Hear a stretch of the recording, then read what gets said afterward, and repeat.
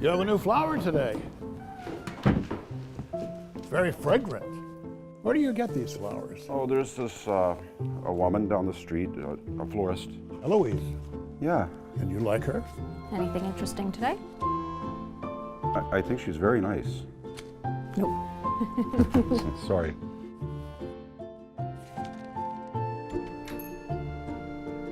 It's only dinner. Tough day? Disappointing. Is everything all right? How can I make someone see me for more than they think I am? What do you see?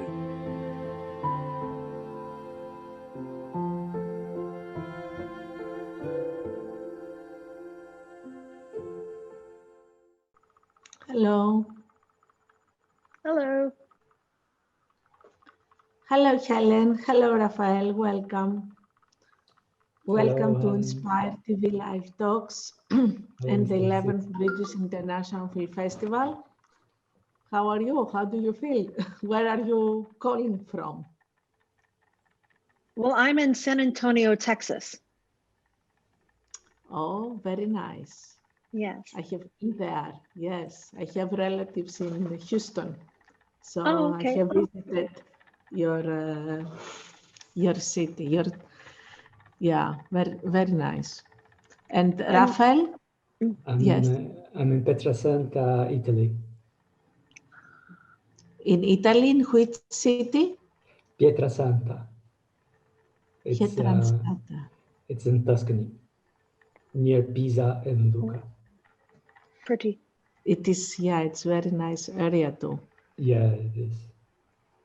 I'm very glad that both of you are here because you are, of course, film directors, but you participate in the festival with completely different films and genres.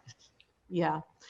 So, Helen, would you like to talk about your film and the gesture? Okay. Well, I'm the writer, director, and one of the producers of The Gesture and the Word. It's a romance about a mailman who lives vicariously through postcards that he delivers from a man who's traveling the world to a young woman.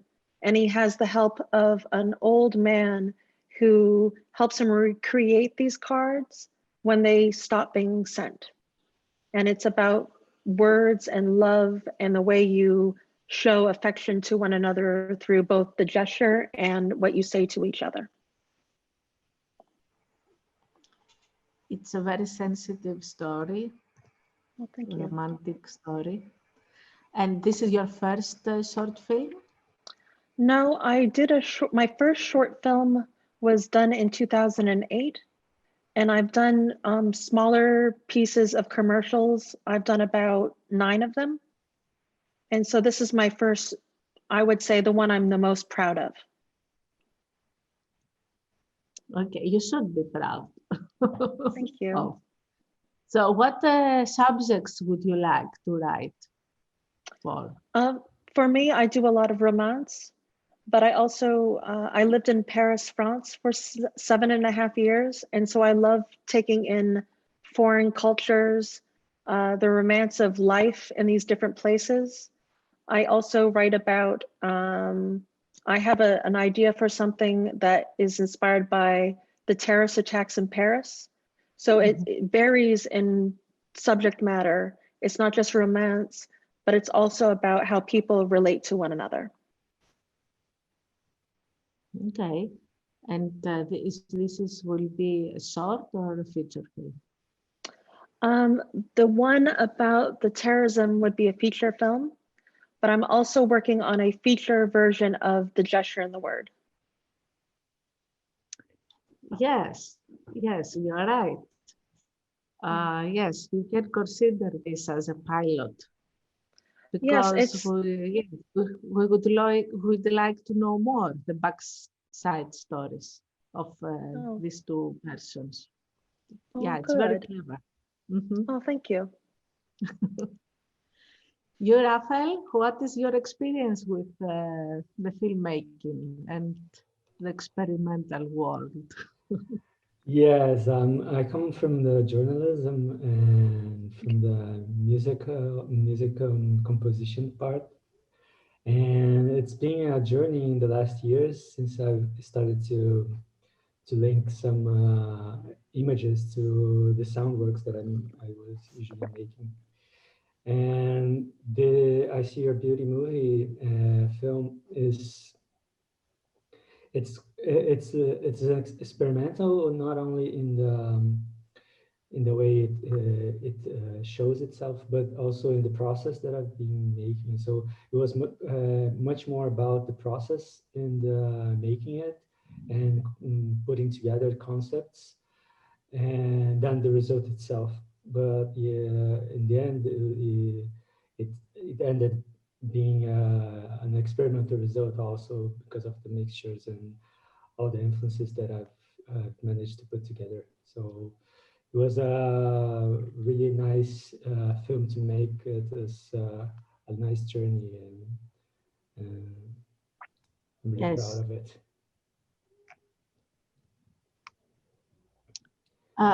So you are a journalist too, Yeah, yes. right Yes. now? No, I don't work with journalists for No. more than 10 years already. I've worked for 8 years as a journalist, and then I left the professions to go to the sound and composition part, which was always a passion, but I wasn't working with that at that time. So into the sound design world in a way. And it's been 10 years that I'm working with sound and compositions, mostly for theater and installations.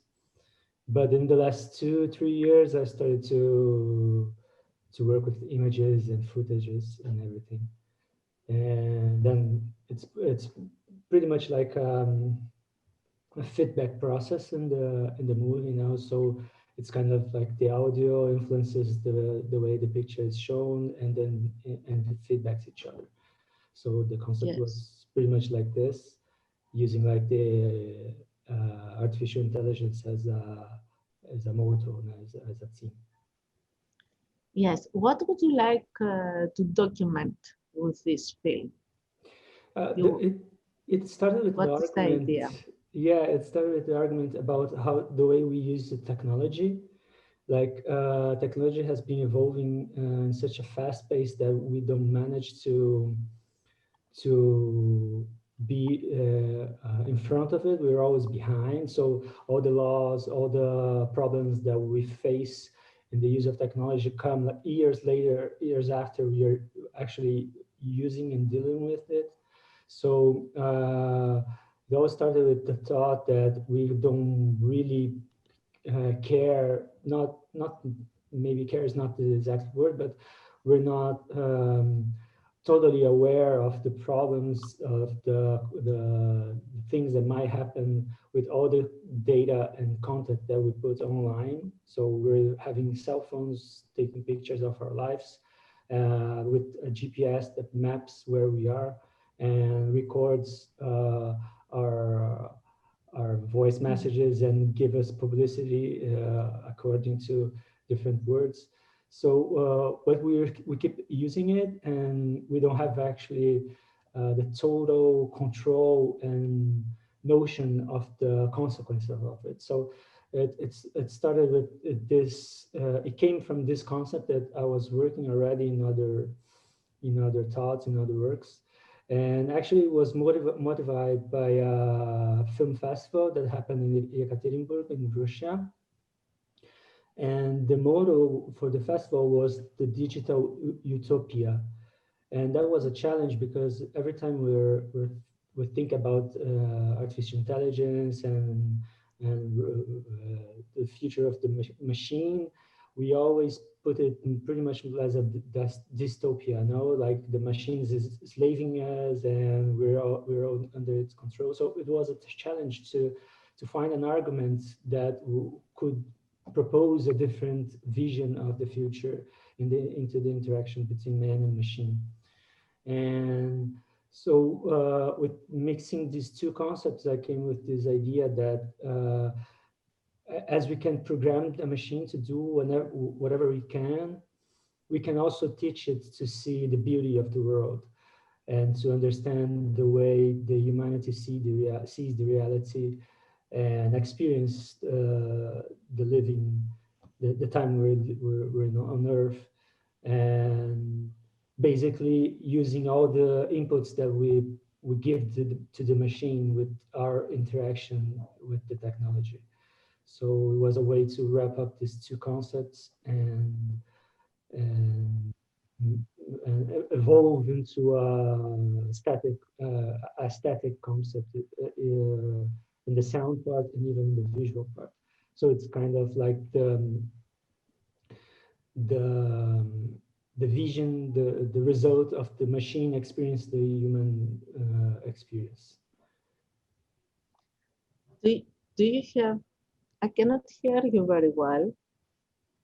Me? I don't know. Yeah. Now, yeah. Sorry. I think, yeah, you were mute for a while. Where did you miss it so I can just... No, it was stopped for a while. I don't think I missed a word because I told you that I cannot hear you. So what is your crew? How do you work? Actually, there was only me. So do you have a camera?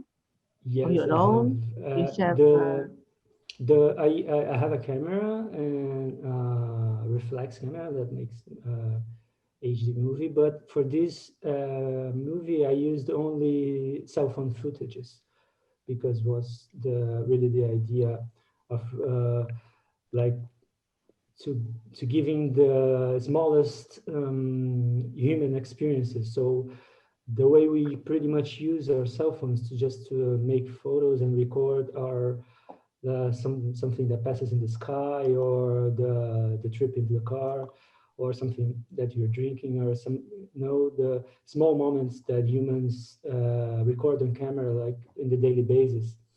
So I used the composition that I had before, and made the footages. Some of them it were mine already, original ones, and others were made to fill the gaps that I was missing in the concept.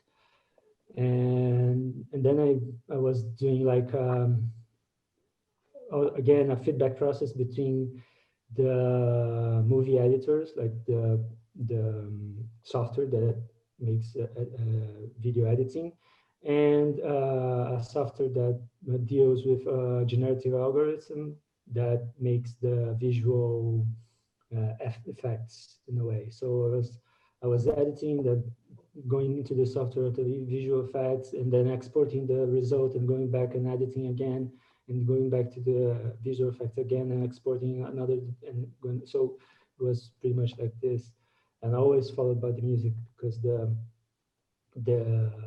auto-generative software was using the inputs from the music to generate and to deal with the effects, the visual effects. So it was pretty much the process. But yeah, I made this, it was all me. Yeah. And the writer and the director and the orchestra and the maestro. Yeah. Yeah, I like your film. What do you think to do in the future? What is your plan? I've been, during this year, I've been not only developing this project, because as I said, this project was born for a experimental film festival. There wasn't a traditional film festival like the Bridges. It was like more like a video mapping into a big building. So the first format that I made was into the buildings format, and then after I had the opportunity to work with some digital galleries. So I kind of adapted the concept and the visuals I had to redo it again, once again, to these platforms. And when I got to this result, I said, okay, now I have a 16:9 format movie, so maybe I can I have the opportunity to show it in experimental festivals. And that's where was when I sent it to you, and I was really, really, really glad that you gave me this opportunity.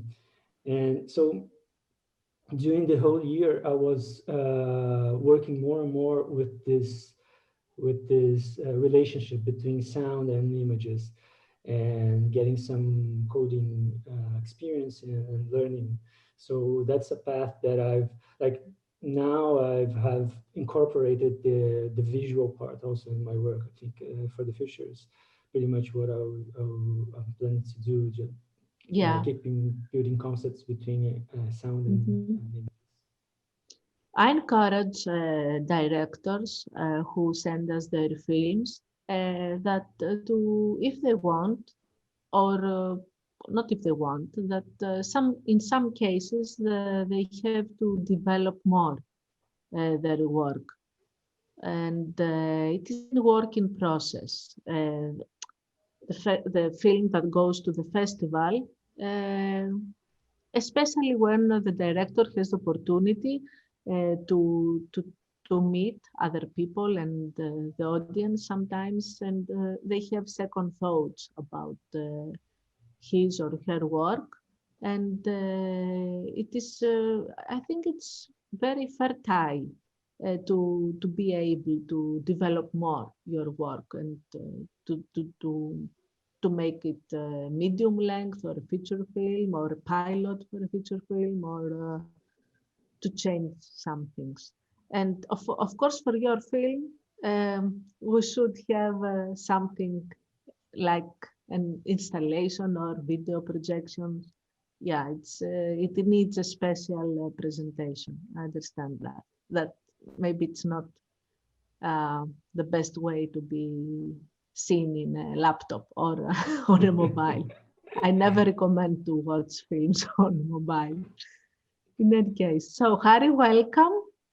Hi Harry guys, is sorry from for the delay. Greece, and he has a short film with an interesting story. Would you like to tell us more about your film, Harry? Hello guys, I'm Harry from Athens, Greece. I'm a writer, producer, and director of the short film of For Some Beers. We've spoken with Petra a few days back and with other directors. My film is about child organ trafficking. It's an idea that I had many years back, and I thought of an idea of to direct it in a certain way, to be the camera in the specific position near the ice chest that the delivery man delivers, not the beers, but camouflaged the human organs. And that's it. I don't know what else. Petra, if you'd like to ask me something, I would like to thank the crew, of course, professionals and friends, of course, and the protagonist, Vasilis Koukalani, very good and very well-known actor here in Greece. Yeah. And yes, you are lucky. Yeah. You have some good stuff with you. But yes, I would like to share with us the subject. What do you like to deal with in your films? I don't know. In general, I would like to do something which has human rights in it. You know, to empower the human rights. You know, if it's the script that I'm preparing, which I told you about, the dictatorship in Greek in late 60s and early 70s, child organ trafficking, you know, something that humanity needs help, not only humanity, you know, and I don't know, that's my inspiration. Yeah. For the moment. Mm-hmm. maybe, and in 10, maybe in 10 yeah. years, I don't know. Mm-hmm.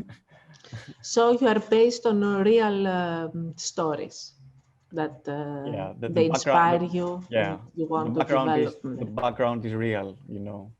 Of course, it's something that it's happening. I don't know if it's happening in the way I'm showing it in my film, in the Beers film, but we know it's happening, and it will continue happen after COVID-19. So I don't know. It was an idea that I had back to 2016. I had a different script. It was way more difficult to do it on my own. So I changed the direction. I changed the characters and the story. There is the old script, of course. I've never thrown it away, and I did the beers, and I want you guys, you know, I want to be a little nostalgic right now. I don't know if you like it, but imagine now that we are in Corinthos after the screenings in a little tavern, eating and drinking 𝘂𝗶𝗄𝗃 and wine and talking about our films. You know, that's my wish. I told also in the first greeting that the festival was asking that I hope to see each other again in an open theater, because that's why we do what we do, you know, not to show it to my mother or to my girlfriend, my brother. Oh, look how good I am, a very good director. We do films to share it with each other, to share it in an open theater. Yeah. That's it. Or in But internet. of course, we are very lucky. Yeah. That was. No, I don't talk about the festival. Some people do films to share free on internet to express their ways, their opinions. That's the great about technology, you know, because if we wouldn't have Zoom or internet, or, you know, we wouldn't be on Bridges International Film Festival, even if it's going to be that way. That's it. Yeah. So, Helen, you did several films before this one that you consider as your favorite. So, what about your team? Do you have some people that you like to work with them, or you have them also in the past? They are new people? Many of my crew from the last 3 projects before 𝘄𝗄𝘄𝗃 were people that I'd worked with. My cinematographer, Matt Rogers, is incredible, and I want to work with him as much as I possibly can. My production designer, my costume designer, my producer, makeup, so many of the people were from previous projects. I think it's so important that when you meet your crew, you hold on tight to them as much as you possibly can, because you start to be able to speak to each other without speaking. You can say, I want to do this, and they put the camera down, you look at the monitor, and it's exactly what you thought it should be, or just slightly off. And like with the dress that Eloise wore dancing, I gave my costume designer drawings and pictures of different dresses similar to that, and he created that, and it was so the photo he sent me, I was like, are you kidding me? It was so perfect. It was like he plucked it out of my head. So I love, also, it's the first time I had worked with my cast, but my main actor, James Michael Tyler, I wanna work with my entire cast again. And this, James Michael Tyler is a very good friend of mine, and I've been wanting to work with him for years. And I thought this was the perfect role for him. And so I want to be able to, I understand now why so many directors work with the same cast and crew. Why Robert Altman and Christopher Guest have the same cast on all their movies. I completely understand. Yeah. Yes, I asked you that because I heard a bit disappointment about the previous films of yours, but you say you built your relationship with not the perfect crew, but a very good team now that you work.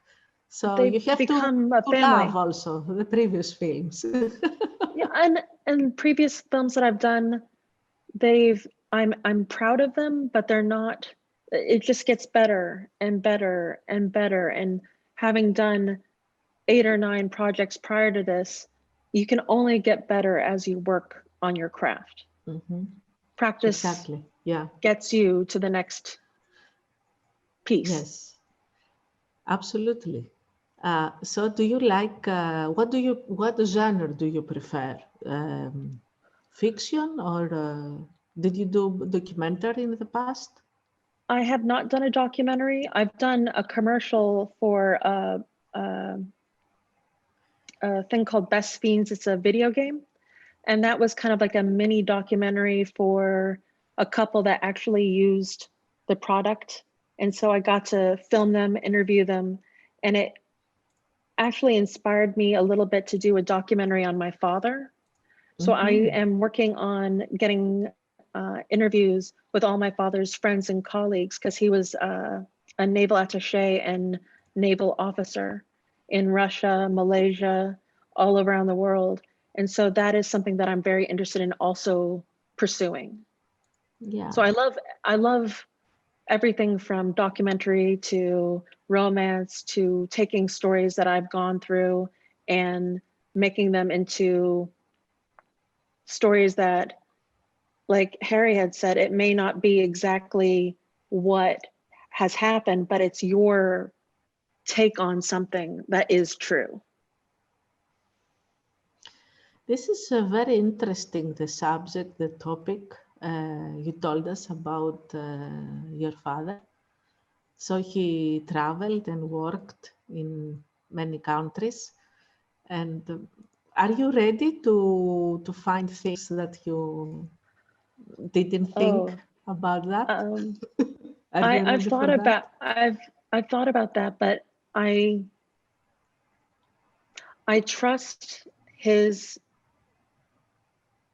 generosity of a soul, that there might be things that I learn about him that surprise me, but I doubt there will be anything that makes me feel uncomfortable. I think I'm very excited to see what surprises are in store that will excite me even more about what his legacy is today. Exactly. What a wonderful journey. I wish you good luck. Thank you. Yeah, I think we received also in this festival documentaries from the children who do about their parents, and they are very interesting. Always. It's a labor of love, so to speak. Very nice. So about the feature film you are thinking about, do you have ready the script? I'm developing the script right now. I've been working on taking what the gesture and the word is and creating, as a friend said, a feast out of every moment, making a meal out of every moment, and not necessarily making an exceptionally detailed plot. It's not a detective story. It's not about espionage. It's really character development and adding a few more characters to build out what Gilbert's whole experience is, and how, in a way, he's kind of a matchmaker. And so it's showing how he makes people connected, not just romantically, but through friendship, through community.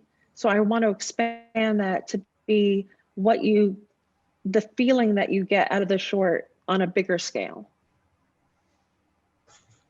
I see. Okay. And when do you think you will finish the script? I hope to. Now, do you have a deadline to yourself? Oh, I always have deadlines. It's how close you get to them and how good is it at that deadline. I'd like to have a really solid script by the summer. And I'm working on the documentary as I write. So it's kind of a balancing act, but I also have other scripts that I'd like to move forward with. So it's really figuring out which one kind of races down the street and comes in first. Yeah. And you have plenty of time now to do that, to write, to do your research. Yeah. Very good. Yeah, it's an interesting time to be making movies even while you're developing it during COVID. And the way that you shoot things differently, remote filmmaking, how interviews are changing with how you are not able to get to people. It's really trying to think outside the box and find new ways to do things of a good caliber. Yes, very good. Thank you. Thank you. Rafael, tell us about your work in the theater. What do you love more, filmmaking or working there? That's a good question, Petra. I've been working also in post-production for pretty much the same time that I started working with audio. Also with editing, something mostly for publicity and things. And that was always a work that I liked making it, even if you don't have the meaning, no, you don't have like the passion for what's the subject or that job, but it was a work that I liked to do. But being the theater, it's different because it's live, and it's live every time. So it's totally different feeling. And I've been in plays, in works that have prepared things and just went to see how it went. And I've been also in plays that I had to play live during the show, during the act was happening. So actually I really miss this experience. Because it's been, I think, 2 years that I'm not in the stage. I didn't live in Italy before. I lived in Brazil. Since I came to Italy, I didn't have the opportunity to go back on the stage at this time. But I'm also very, very interested to keep the research on in the film area, because it opens a door, and I really felt embraced about it. It was a really good way of putting together the inspiration and developing another side, another aspect of the ideas. As I come from journalism and communication, I always have this binding to the message. I've been dealing with other visual artists for some time already, and it really interests me the way that the expression is in the core of their creation. Much of their inspiration is about expressing, and I'm in the other way around. Like my interest comes from the message that I want to pass, and I think that I put all the guilt in the journalism experience, because that's the first thing you think about when you're experiencing some news, and I think that kind of reflects in my work. And it surely reflects in my process. So it has to, it must have a meaning. It must make sense to me to make. Then it's interesting for me to develop that idea. So I think either in the sound or in the live environment or in the video, for me, it's just ways to show in different sides of the same dice, in a way, the same reality. It's just possibilities to express it. Yeah. Rafael, remind me, how long is your film? How many minutes? 6 minutes and 6 minutes. seconds. Yeah. Okay. And how many hours or days you were working on that? That's a really good question. Not counting the soundtrack that was already composed, and so I treat it as a totally different work. and I used it because it gives me, it passes the same message, but it was already done. I think it was pretty much 2 to 3 months. Okay, for the visual and For the sound, visual, and the sound, but not the music. But not the music, yeah. Okay, and how long did you spend for the music? The music, the music is part of a record of mine that was released later, but that music was already done. And the record itself, it took me 4 years to make. But that track specifically, it was, how to say, like a lightning of inspiration, and I made it like in 2 days. And it was pretty much like I had this idea, and I just sat down, composed it, and mixed it, and made it, and said, okay, it's ready. But and the final text, because there are some words also. Yes, the final text, it's something that it was really fast for me, because once I had the concept and the idea was giving this bright side of the interaction between man and machine, I said, okay, so the subject is the machine, and the machine that had realized that it's capable to see, to understand the concept of beauty, to admire beauty, and so it's thankful to the creator. So it's kind of a letter for the machine that's thanking the human species for creating it the way it is. And that was really in one row. Like I said, okay, that's the thing, and I just started writing. And so writing for me is like it's really fast, because again, I think it's come from the journalist experience that you organize all the ideas in the head, and then you just have a really short time to write, because the newspaper is going to be printed. So once I have all the organized, for me, it's just sitting and putting it down. Yeah.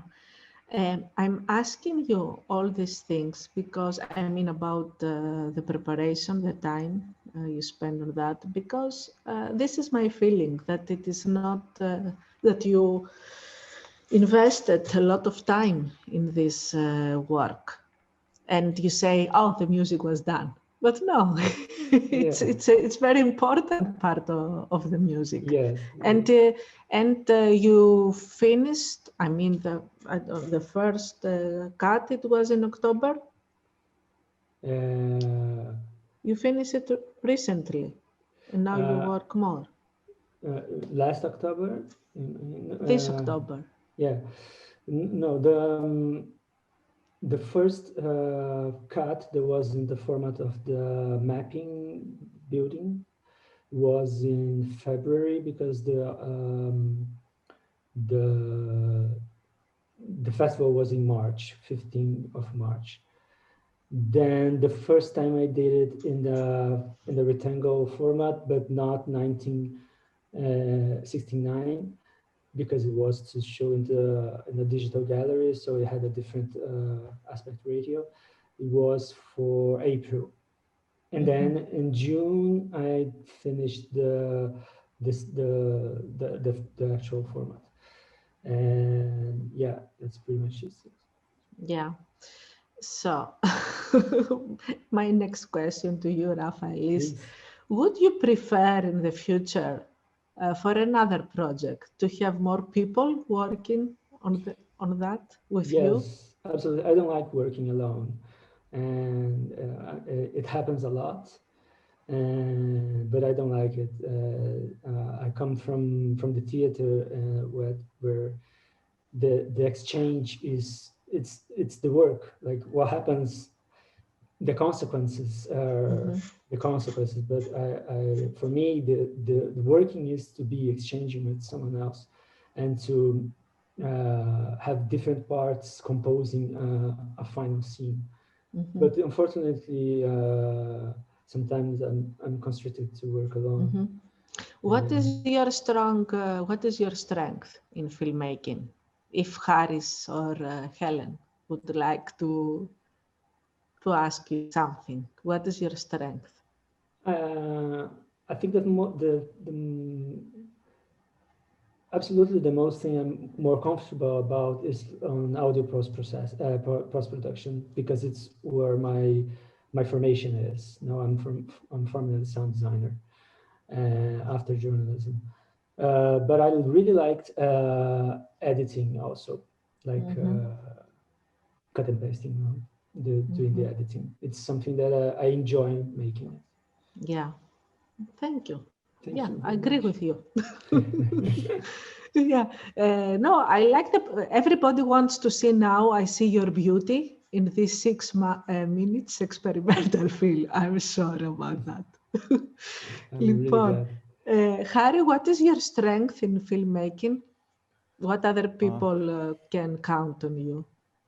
Could count on I you? think that I listen to my partners. That's In the past you had very good close partners, right? Thanasis, and maybe other person, And I think it's the most important thing of a director to listen to your partners, because okay, you have your inspiration, you want to do something to be screened in a theater or in a laptop, I don't know, but you communicate with others and you create a team. And this thing is not the projection of yourself, it's a very different individual. So if my director of photography has an idea which is better than my idea, of course I will listen to my director of photography or to my production designer, etc., etc. I think that's my strength. Okay, to listen. I'm listening. Yeah, and they have to believe that they tell you something better. No, it's maybe not that. They give you some ideas to change. Or, but if they are right, I'm a good listener. I'm arguing, of course, if I don't agree with something, but I think it's a part of the creation. Arguing. Helen, what about you? You had these people working in several films. Some of them, I don't know if you have been working with all of them in the previous works. I agree with Harry, where I think my strongest suit is my writing, but I agree with Harry in the fact that I choose the people around me not to be told yes all the time. But as a director, you have to have the ability to listen to your cast and crew and get the best thing out of yourself and them as possible. And if someone has a better idea, you're going to go with that. But you also have to fight for your darlings and your decisions. And there are a million people and you can't have too many cooks in the kitchen making the same soup. As a director, you have to be completely at the helm of the ship, and they have to respect you at the end of the day. And if you do have a decision, you can always say, I'll do your idea because I think it could go well, but I still want to do my idea. And then you can marry those two things. Yeah, I always do that. Yeah, when my DOP says something and I don't agree, in the beginning I say no, but and he was insisting, say, okay, we do both ways and we are going to choose at the end. And I've done that where it's like, okay, you're yeah, you consume more time, but sometimes it's useful. And if it's something very simple as a reaction, someone go, hey, maybe you want them to react a little less angry, and see you have that in editing, it's good to have that. But if you know you're not going to use it, you sometimes have to do your battles and pick your battles and say, fine, be less angry. Great, well, moving on. It's the way you do things because you have so many people. I had, I think, 30 people on set for my short, and you have to trust the people you have around you, but you also have to stand up for your decisions. Yeah. How long you prepared this short, and did you do rehearsals for how long? And how long was the post-production? I wrote the short in Paris when I lived there. I lived there for 7.5 years. So I wrote the initial short for Paris, came back to America in 2018 in October. We started pre-production and we developed the script a little bit more. We did pre-production for a couple months. Then we shot the movie in 6 days. And then we did about a month where we took some time off to just kind of decompress. And then we did a lot of editing from about August into December.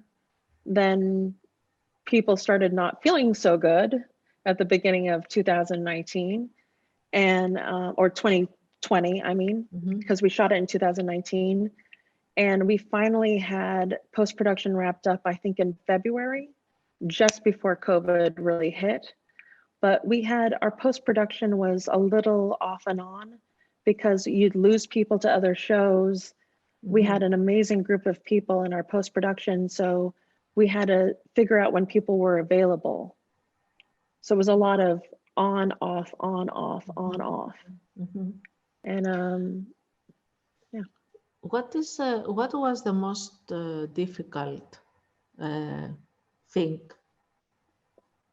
that happened during the production or the shooting for Helen and Harris? Is this question? Well, one of the things that I think was really difficult is we had Eric, who's traveling to 9 different countries. We shot it in one location. And so that was a Hollywood Hills home, and we shot Japan, Malaysia, Russia, Portugal, Spain, Morocco, India, all in one location. And that was really complicated to make it actually look like he was in these places. And so doing that in 7 hours. And then after we did that, we shot all of Gilbert's interior apartment scenes plus China indoors. So we had a 12-hour day and we had to get everything done. And that's what we did in 6 days, is that we had 12 hours to do it very quickly. So it was really moving along as quickly as possible as a really composed unit. I understand. Okay. And you, Harris? Petra, sorry, can you ask, because I have a problem with connection. Sure. Yeah, I asked what was the most difficult situation during the shooting or the post-production or the production of your film? If happened something. Well, I think the most difficult part was, I was the production designer, so it was a little bit difficult, but the most difficult part was to make to have the permit to go up to the mountain, because I have a scene in the mountain of 𝘂𝘄𝗄𝗃 near in my hometown, and we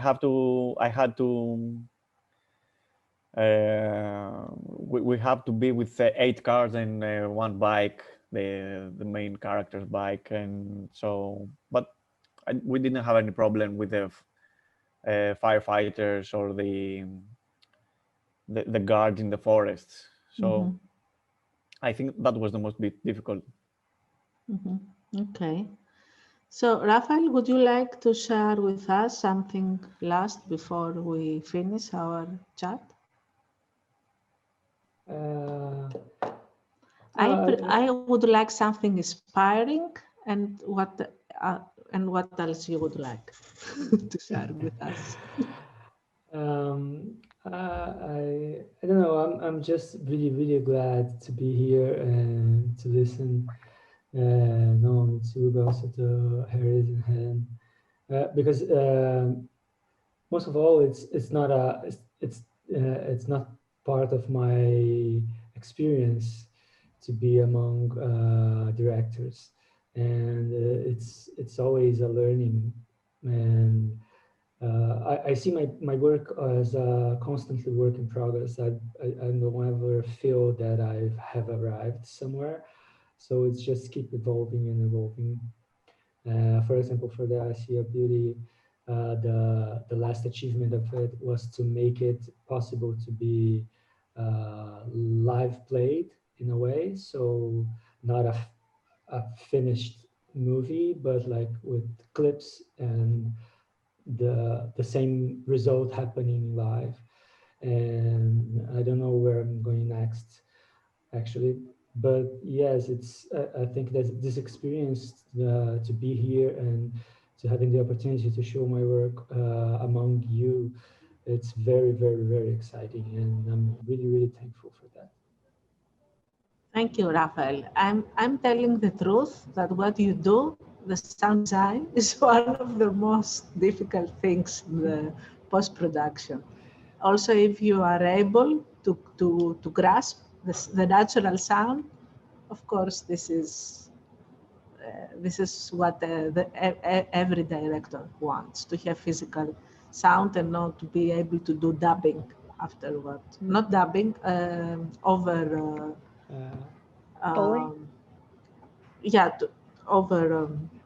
to record over the screen afterwards, because the sound was not good. Yeah, because it's really hard. So you have a future to collaborations. Yeah, thank you. Thank you very much.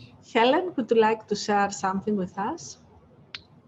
I think with everything that's going on today, it's been very difficult not being able to be in person at these festivals. No matter where it is around the world, I was excited about traveling and meeting my audience and talking to other filmmakers like Harry. I think it was Harry or Rafael was saying about being at a different cafe and talking about our films and drinking wine. And it would have been lovely, but I think what's really nice about this is we do have Zoom. We do have the ability to communicate in a way that maybe I couldn't have gone to Greece, but now I am here. And we are able to communicate and talk to each other and share each other's work and hopefully see each other's work. And for me, one thing that I really like about the experience is communicating and connecting with people I don't think I would have connected with previously. So I love technology in the sense of, I'm glad we have Zoom. I'm glad we have Facebook. I'm glad we have these avenues to keep in touch with each other around the world. Exactly. And now don't you think if you were coming to Corinthos, maybe you should meet more people, but you could conclude to speak with one or two persons at the end. And so I think next at festivals, I think at festivals you meet so many people, but you walk away with 3, 4 very recent relationships that continue. So I would maybe have not met both of these filmmakers if I had been there. Yes, yeah. And if you are if you member in the Facebook page, you will meet more people. And if you watch the interviews every day, yes, you will meet all of them. And you can, and it's also a way where we're forced to reach out to each other. If we really want to communicate, it's like, well, you got to get online. You have to reach out to each other. You have to get on crazy things like Instagram and go, hey, I loved your film, or it was great meeting you on Zoom. I know. I do this work. I mean, I'm a promoter also. So for the last 20 years, and I know how difficult it is for an artist not to be exposed on the stage, but to talk about his job, his work, or especially the filmmaker. It's they don't want to come to on stage, so they have to. When they are at the festival, they have to, and slowly they get used. And now we were waiting for more filmmakers, but for some reason they couldn't able to connect. But in any case, you are welcome also tomorrow. And of course, at the award ceremony, it is on Christmas days, the same time. So, Harry, we are listening for your grace word. Grace, because his name is in Greek means grace. That's why. I don't know. I hope we'll see again, face to face, next time. Yes, yes. And, you know the name, so maybe in another festival you will see the program. On Facebook, guys. It's the same name that you have right here on Zoom. Okay. Yes, excellent. Helen, Alexis, Yonov. Yeah. All right. And I think imagine, guys, that we are in a little tavern eating Greek food and drinking Greek wine. I am down. I'm all for it. Okay, so thank you very much being with us today.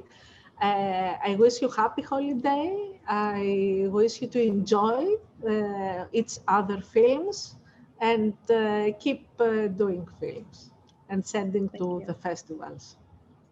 Thank you very much for having us. Thank you very much. Nice meeting you all. Bye, guys.